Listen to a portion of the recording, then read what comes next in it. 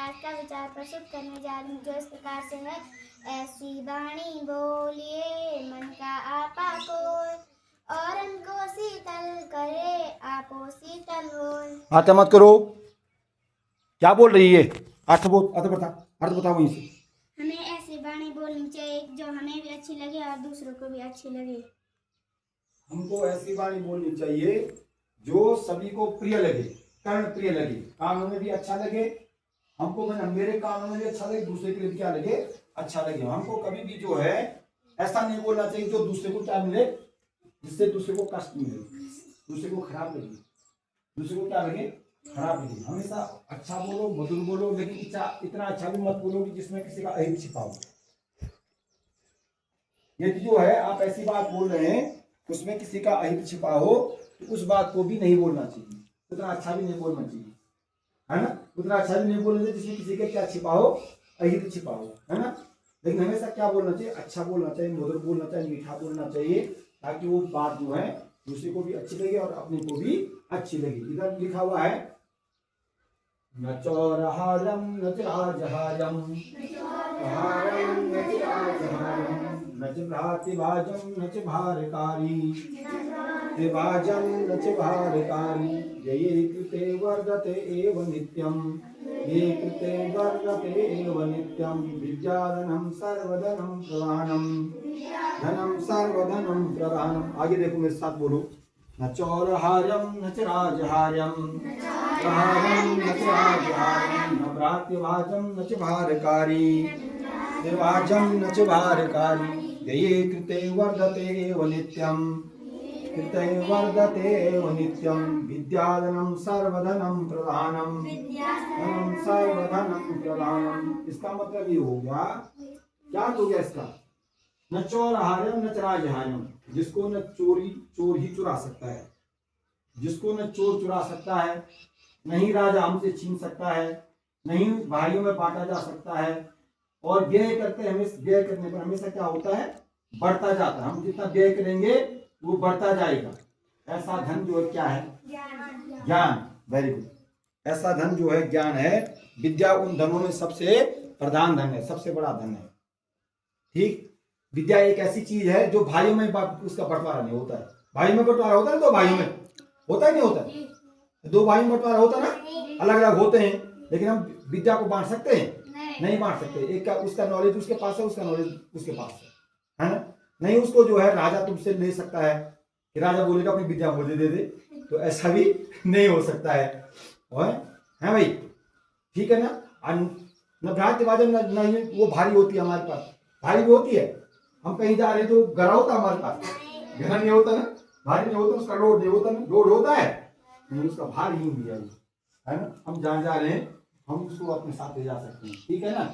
और जितना हम बोलेंगे अभ्यास से वर्धते विद्या, अभ्यास करने से विद्या बढ़ती है। अभ्यास से वर्धते विद्या, अभ्यास करने से क्या होती है, विद्या बढ़ती है। जितना हम अभ्यास करेंगे, जितना हम सीखेंगे, उतना जो हमारा ज्ञान बढ़ेगा, है ना।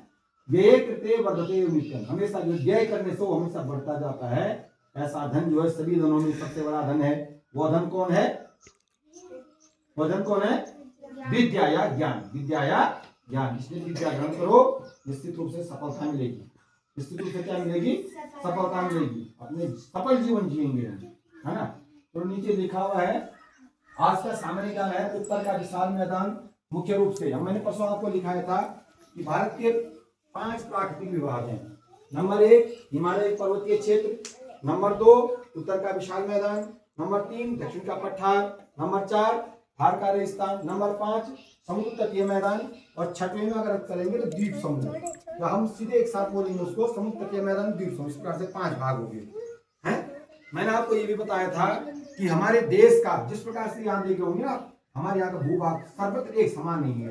कहीं ऊंचे ऊंचे पर्वत हैं, कहीं जो है गहरी गहरी नदी घाटियां नहीं है, घाटियां है कि नहीं है। नदी घाटी जैसे तिवाड़ा जाओगे आप, अगस्ती जाओगे, रुपया जाओगे, तो नदी घाटी के क्षेत्र हैं, है ना। और कहीं कहीं ऊपर ऊपर उठा हुआ, हम तो बहुत ऊपर में नहीं इस समय, और ऊपर से सोलह और ऊपर है, तो पूरा आप नीचे जाएंगे, कहाँ हरिद्वार की तरफ जाएंगे तो वहां फिर प्लेन मिलेगा आपको। देहरादून में छोटी छोटी पहाड़ियां हैं, है ना। उधर नैनीताल की तरफ जाएंगे तो वहां की छोटी छोटी वो नैनीताल से उधर हरिद्वार की तरफ है, तो वहां क्या प्लेन मिल जाएगा आपको।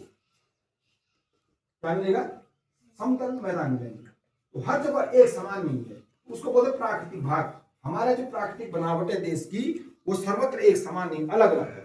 कहीं ऊंचे ऊंचे झरने गिर रहे हैं, कहीं जो है समतल मैदान है, कहीं ऊंचे ऊंचे पर्वत हैं, कहीं पठारी भूमि है। पठारी भूमि किसको कहते हैं?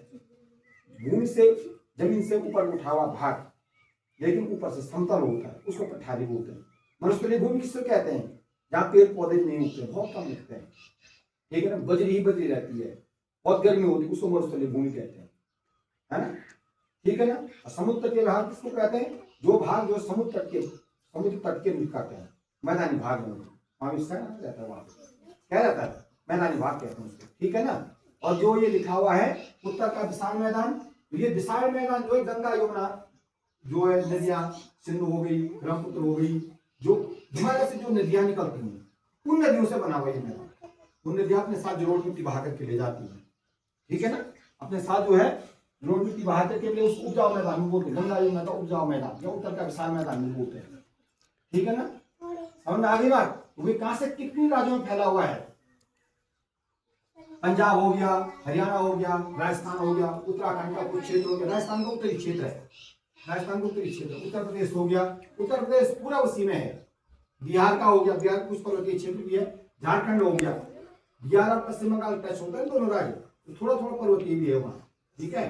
पश्चिम बंगाल और असम भी पर्वतीय है, लेकिन थोड़ा सा, क्योंकि सिंधु नदी से लेकर ब्रह्मपुत्र नदी, सिंधु कहां से निकलती है? पूरब से निकलती है, दोनों नदियां यहीं से निकलती है, ब्रह्मपुत्र भी यहीं से निकलती है। ब्रह्मपुत्र जो है हमारे कहां से निकलती है? मानसरोवर से निकलती है, कैलाश से निकलती है, दूसरा रास्ता बनता उनका।